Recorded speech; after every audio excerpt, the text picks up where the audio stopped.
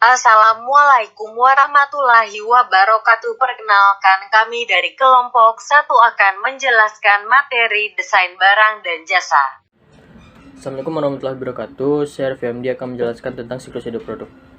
Siklus hidup produk atau product life cycle adalah sebuah konsep penting yang memberikan suatu pemahaman mengenai dinamika kompetitif dari suatu produk. Siklus hidup produk atau product life cycle ini adalah suatu grafik yang menggambarkan tentang riwayat produk sejak diperkenalkan ke dalam pasar sampai ditarik lagi dari pasar. Dan siklus hidup produk adalah suatu konsep yang penting bagi manajemen dikarenakan memberikan pemahaman yang mendalam tentang dinamika bersaing suatu produk. Dan konsep ini dipopulerkan oleh Levitt pada tahun 1978 yang setelah penggunaannya dikembangkan dan juga diperluas oleh para ahli lainnya. Dan terdapat penggolongan siklus hidup produk ke dalam 4 tahapan, yakni yang pertama adalah introduction atau tahap pengenalan.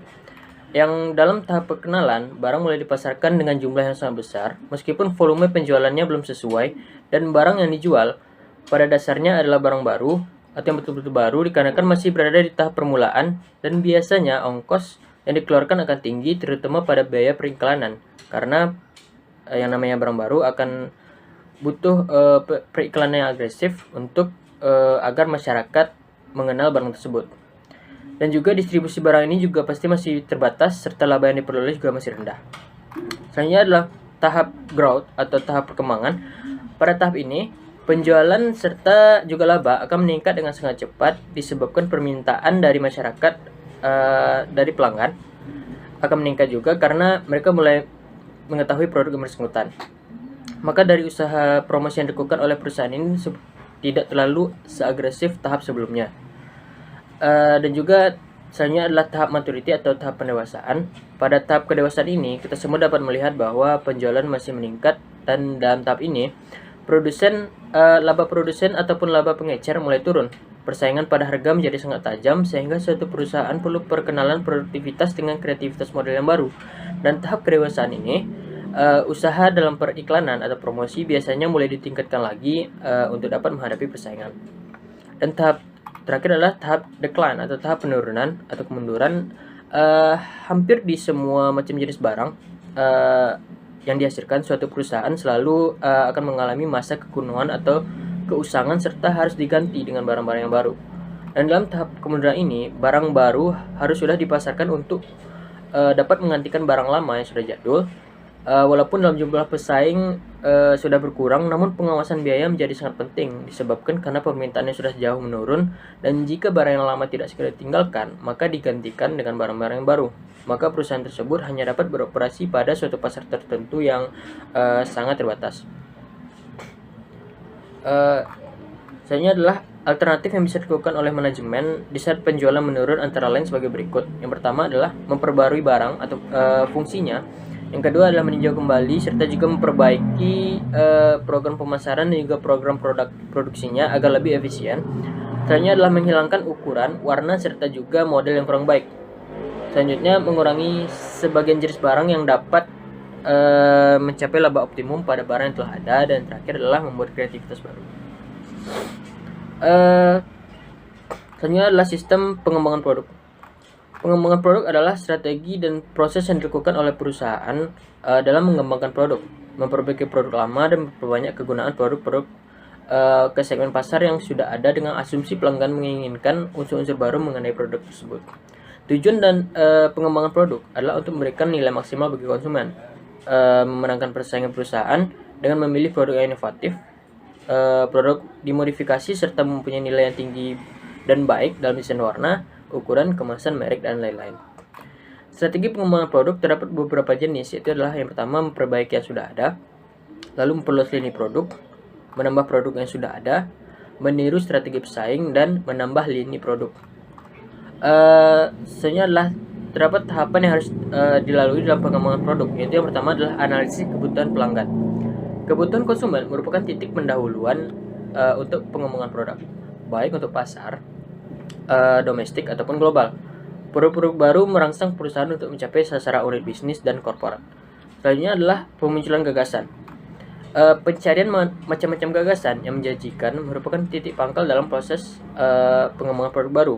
penggalian gagasan tentang mulai dari perbaikan tambahan atas produk yang sudah ada sampai ke produk yang sama sekali belum ada di dunia. Dan selanjutnya adalah penyaringan ide dan evaluasi. Pengevaluasian ide-ide baru merupakan bagian penting dari perencanaan produk. Produk yang berhasil adalah produk yang memuaskan kriteria manajemen untuk keberhasilan komersial. Selanjutnya adalah analisis bisnis. Analisis bisnis mengestimasi kinerja komersial produk yang diusulkan. Perolehan suatu proyeksi finansial yang akurat tergantung pada mutu ramalan, pendapatan, dan biaya. Analisis bisnis normalnya dipecahkan pada beberapa tahap dan proses perencanaan produk baru. Selanjutnya, pengembangan strategi pemasaran. Tujuan pengembangan strategi pemasaran adalah penyempurnaan rencana lebih lanjut pada tahap-tahap berikutnya, yaitu bagaimana strategi pemasaran untuk mengenalkan produk baru itu ke pasar. Dan dalam melakukan pengembangan strategi pemasaran, terdapat 3 bagian pokok. Yang pertama adalah menjelaskan ukuran struktur, perilaku pasar sasaran, posisi produk yang direncanakan, penjualan, pangsa pasar, dan laba diinginkan dari 5 tahun pertama. Yang kedua adalah menggambarkan harga, strategi distribusi, dan anggaran perusahaan yang dikerjakan untuk produk tersebut dalam tahun pertama. Yang ketiga adalah menjelaskan jumlah penjualan, sasaran laba, dan strategi pemasaran selanjutnya. Dan selanjutnya adalah pengembangan produk. Setelah berhasil merampungkan tahap analisis bisnis, perencanaan produk bergerak menuju tahap pengembangan dan pengujian atau development and testing. Pengembangan dan pengujian berkenaan dengan pembuatan karakteristik fisik, barang, dan jasa baru yang dapat diterima bagi pelanggan. Selanjutnya adalah pengujian produk dan pasar. Pada tahap ini, pengujian produk merupakan kelanjutan dari tahapan pengembangan produk. Tahapan-tahapan pengujian produk diantaranya adalah yang pertama, pengujian tentang konsep produk, pengujian desain produk, pengujian kesukaan konsumen terhadap produk, pengujian laboratorium terhadap produk, dan yang terakhir adalah pengujian operasi pabrik dan tes penggunaan produk. Setelah manajemen perusahaan merasa puas dengan produknya, maka untuk lebih lanjut adalah pengujian pada tujuannya, yaitu untuk mengetahui reaksi konsumen. Dan selanjutnya adalah komersialisasi. Pada tahap ini, semua fasilitas sudah disiapkan sedemikian rupa, baik fasilitas produksi maupun pemasarannya. Perusahaan yang sudah memasuki tahapan ini harus sudah mempersiapkan strategi penetapan harga dan keuntungan yang diharapkannya. Selanjutnya adalah terdapat faktor pendukung dan penghambat mengenai pengembangan produk ini. Yang pertama adalah faktor pendukung, yaitu pertama adalah perkembangan teknologi, perubahan selera konsumen, persaingan, dan adanya kapasitas produk yang berlebihan, siklus hidup produk yang pendek, dan terakhir adalah adanya keinginan untuk meningkatkan laba. Dan yang kedua adalah faktor penghambat, yaitu yang pertama adalah kekurangan gagasan, pasar yang terbagi-bagi karena persaingan yang ketat, kendala sosial dan pemerintahan, mahalnya proses pengembangan produk baru, kekurangan modal, dan waktu pengembangan yang lebih singkat. Dan terakhir adalah siklus hidup produk yang lebih singkat. Selanjutnya saya akan menjelaskan tentang build a house of quality atau membangun sebuah rumah kualitas. Yang pertama yang harus kita ketahui adalah quality function development, yaitu suatu proses menetapkan keinginan pelanggan dan menerjemahkannya menjadi atribut agar tiap area fungsional dapat memahami dan melaksanakannya. Di sini ada 2 kata kunci, yaitu yang pertama menetapkan apa yang memuaskan pelanggan, dan yang kedua yaitu menerjemahkan keinginan pelanggan tersebut pada desain yang ditargetkan. Makanya biasanya quality function development ini dilakukan pada awal proses desain agar dapat menetapkan apa yang dapat memuaskan pelanggan dan kemana penyebaran usaha-usaha berkualitas. Satu alat quality function development adalah rumah kualitas. Rumah kualitas atau house of quality merupakan teknik grafis untuk menjelaskan hubungan antara keinginan pelanggan dan produk atau jasa, atau menghubungkan keinginan pelanggan dengan bagaimana perusahaan melakukan sesuatu untuk memenuhi keinginan pelanggan tersebut. Untuk membuat rumah kualitas dilakukan 6 langkah dasar. Yang pertama yaitu kenali keinginan pelanggan. Yang kedua, kenali bagaimana produk akan memuaskan keinginan pelanggan. Yang ketiga, hubungkan antara keinginan pelanggan dan bagaimana produk akan dibuat untuk memenuhi keinginan pelanggan tersebut. Yang keempat, kenali hubungan sejumlah bagaimana pada perusahaan. Yang kelima, buat tingkatan kepentingan. Yang keenam, evaluasi produk pesaing. Ini adalah contoh rumah kualitas. Untuk membangun rumah kualitas, yang pertama yang dilakukan adalah menetapkan keinginan pelanggan. Keinginan pelanggan ini diletakkan pada bagian kiri rumah kualitas. Seperti ringan, mudah digunakan, dapat diandalkan, dan lain-lain. Kedua, menetapkan bagaimana menerjemahkan keinginan pelanggan dalam desain produk.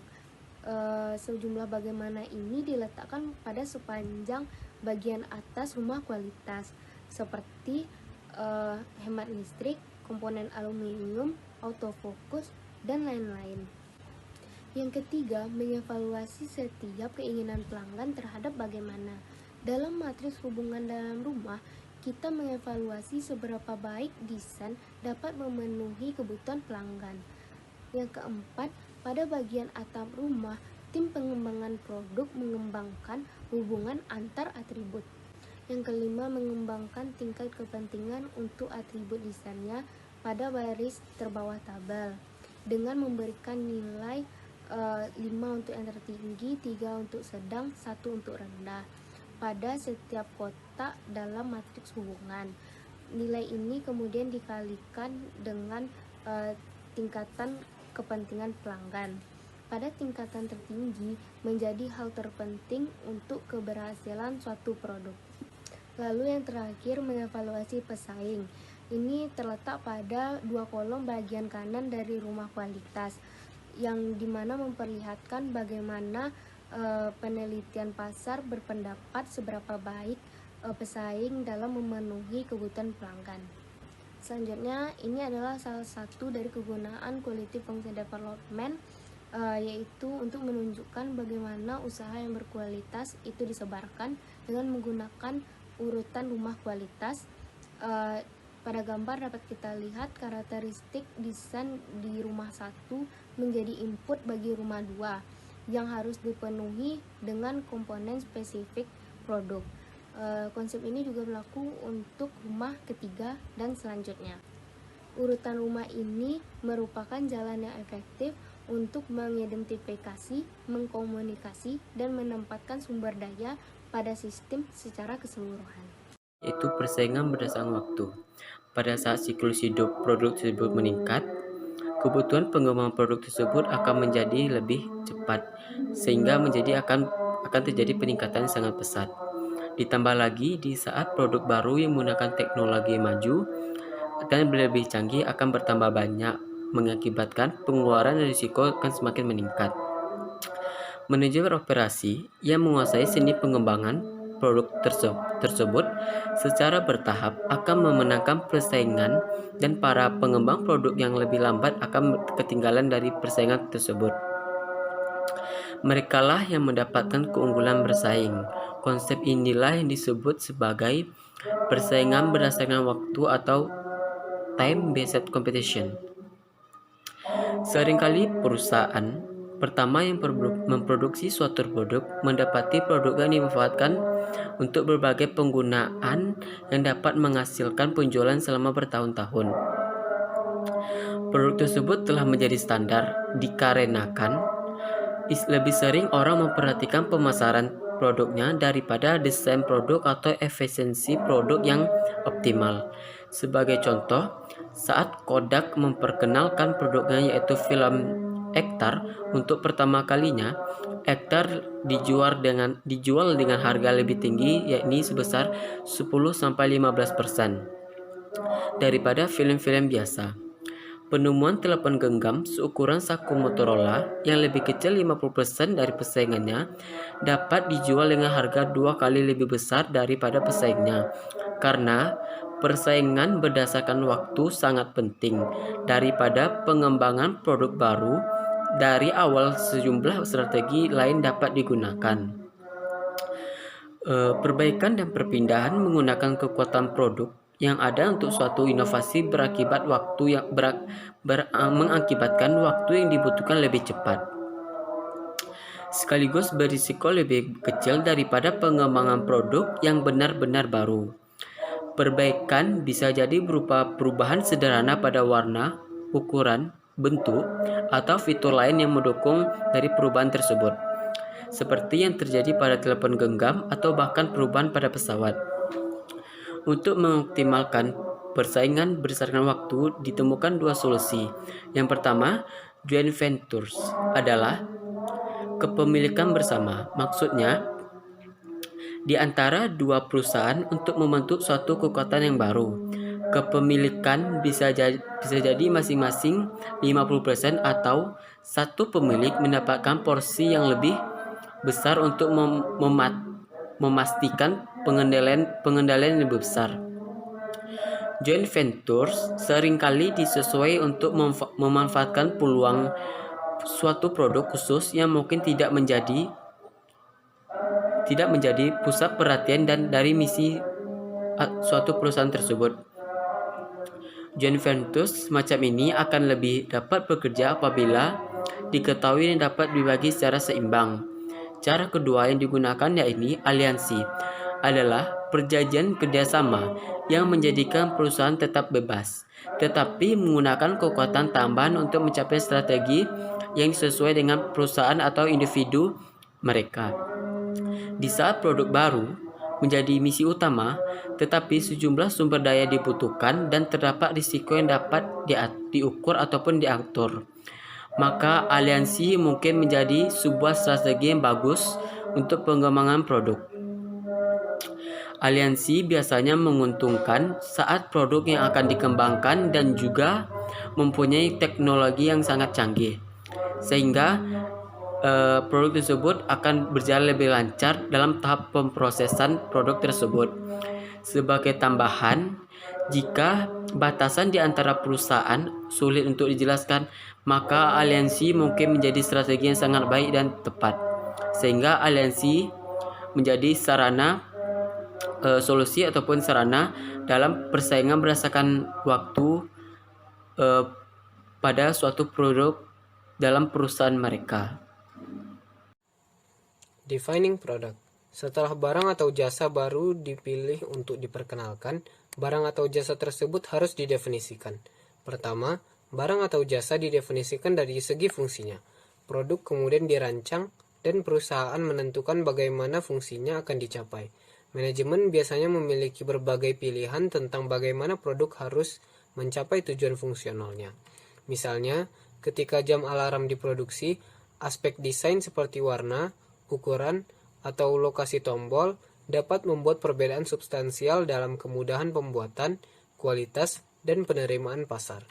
Spesifikasi produk yang ketat diperlukan untuk memastikan produksi yang efisien. Peralatan, tata letak, dan sumber daya manusia tidak dapat ditentukan hingga produk didefinisikan, dirancang, dan didokumentasikan. Oleh karena itu, setiap organisasi membutuhkan dokumen untuk mendefinisikan produknya. Ini berlaku untuk segala hal, mulai dari keju hingga prosedur medis. Berbicara tentang keju, spesifikasi tertulis adalah hal yang khas. Memang, spesifikasi tertulis atau standar itu ada, dan memberikan definisi untuk banyak produk. Sebagai contoh, keju Monterey-Jack memiliki deskripsi tertulis yang menentukan karakteristik yang diperlukan untuk setiap keju yang mereka hasilkan. Selanjutnya, sebagian besar barang yang diproduksi serta komponennya ditentukan oleh gambar. Biasanya gambar ini dikenal dengan engineering drawing atau gambar teknik. Gambar teknik menunjukkan dimensi, toleransi, bahan, dan penyelesaian suatu komponen. Gambar teknik akan menjadi item pada bill of material. Bill of material mencantumkan tagihan hierarki komponen, deskripsinya, dan jumlah masing-masing yang diperlukan untuk membuat satu unit produk. Contoh bill of material untuk barang yang diproduksi dapat dilihat dari gambar berikut. Perhatikan bahwa sub-assemblies dan komponen diindentasi di setiap tingkat untuk menunjukkan posisi bawahannya. Gambar teknik menunjukkan bagaimana suatu item pada bill of material. Dalam industri layanan makanan, bill of material termasuk dalam standar kontrol porsi. Sebagai contoh, berikut standar kontrol porsi untuk Burger Hard Rock Cafe. Dalam produk yang lebih kompleks, bill of material direferensikan pada bill of material lain, di mana mereka menjadi bagiannya. Dengan cara ini, subunit adalah bagian dari unit berikutnya yang lebih tinggi yang membuat produk. Make or buy decision. Untuk banyak komponen produk, perusahaan memiliki pilihan untuk memproduksi sendiri komponen tersebut atau membelinya dari sumber luar. Memilih di antara opsi-opsi ini dikenal sebagai make or buy decision.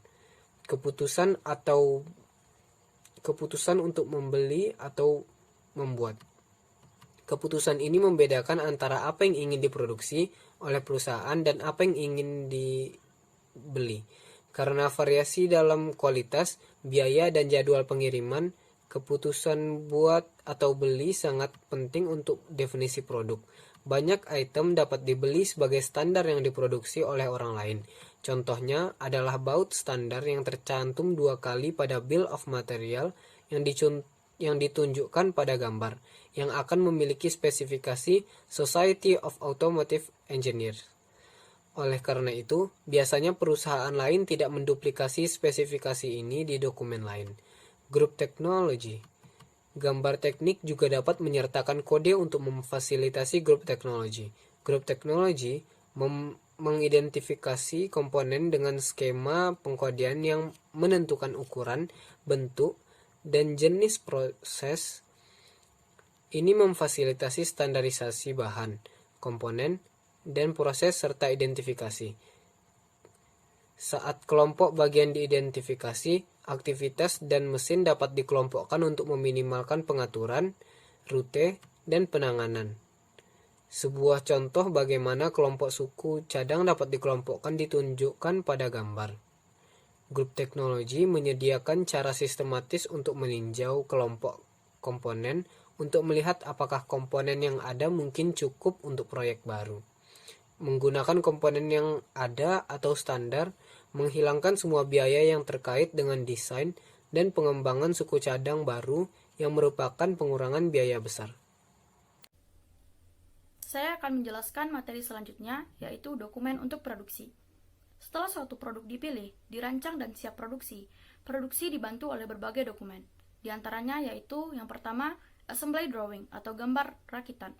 Gambar rakitan biasanya adalah gambar 3 dimensi yang disebut dengan gambar isometrik atau isometric drawing.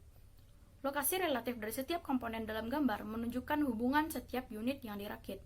Contoh dari assembly drawing dapat kita lihat pada gambar. Yang kedua yaitu assembly chart atau bagan perakitan.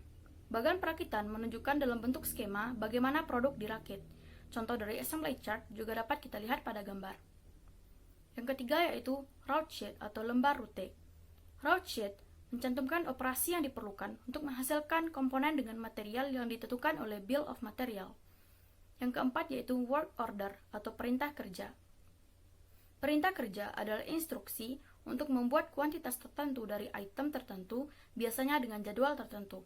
Contohnya, ketika kita memesan di sebuah restoran dan waiternya menulis pesanan kita, maka itu adalah contoh dari perintah kerja. Dan untuk di rumah sakit atau pabrik, dokumennya lebih formal yang memberikan otoritas untuk menarik item dari inventaris untuk melakukan berbagai fungsi dan menugaskan anggota untuk melakukan fungsi tersebut. Yang kelima yaitu Engineering Change Notices atau ECNs. ECNs adalah mengubah beberapa aspek definisi produk atau dokumentasi seperti gambar teknik atau bill of material.